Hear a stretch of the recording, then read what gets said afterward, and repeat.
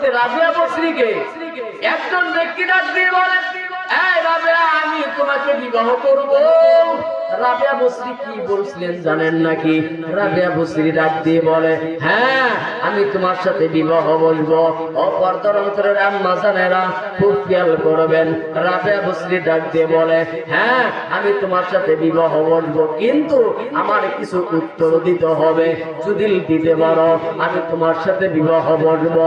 বলে, কি উত্তর? জলদি করে বলো। ডাক দিয়ে বলে, এক নম্বরে বলো, আমি রাবিয়া বসরী মরণের আগে, মরণের সময় কালেমা পড়তে পড়তে মরতে পারবো কিনা? ওই ব্যক্তিরা ডাক দিয়ে বলে, আয় রাবিয়া, এমন প্রশ্ন করেছো, আমি তোমার এই প্রশ্নের জবাব দিতে পারবো না। এখন তুমি ঈমান অবস্থায় মরবা নাকি বেঈমান অবস্থায় মরবা, আমি জবাব দিতে পারবো না। রাবিয়া বসরীকে আবার ডাক দিয়ে বলে, রাবিয়া বসরী আবার ডাক দিয়ে বলতেছে, এক নাম্বার প্রশ্ন চলে গেল, তুমি উত্তর দিতে পারলা না।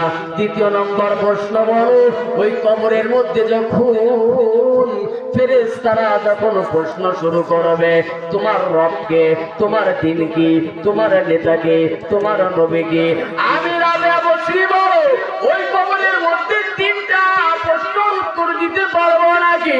ওই ব্যক্তিরা ডাক দিয়ে বলে, রাবিয়া, এমন এমন প্রশ্ন করো, আমি এইগুলো প্রশ্নের উত্তর দিতে পারবো না।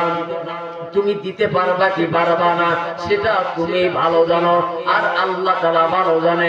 আমি কেমন করে বলবো?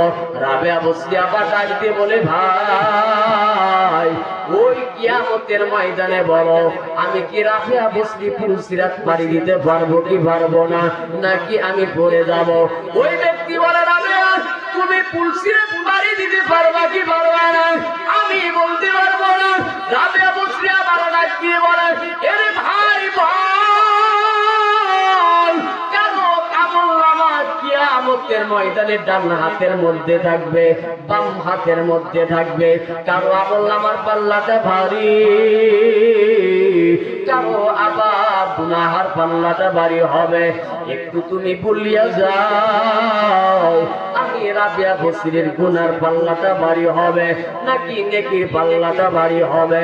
ওই ব্যক্তি ডাক দিয়ে বলে, আমি এই প্রশ্নের উত্তর দিতে পারবো না। রাবিয়া বসরী কান্না করে আর ডাক দিয়ে বলতেছে, ভাই, এতগুলো প্রশ্ন নিয়ে আমি কেমন ভাবে ঘুমাই, কেমন ভাবে ঘুমাই? আমি ঘুমাইতে পারি না, টেনশন টেনশন টেনশন টেনশন। আমি কবরে